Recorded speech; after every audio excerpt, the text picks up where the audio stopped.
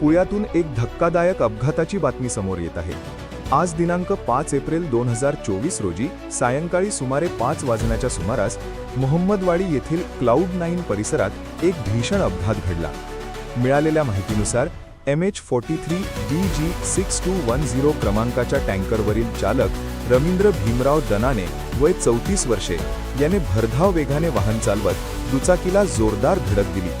या अपघातात TVS Jupiter MH12 QZ5521 या दुचाकीवरील चालक आरिफ शेख वय 19 वर्षे गंभीर जखमी झाला।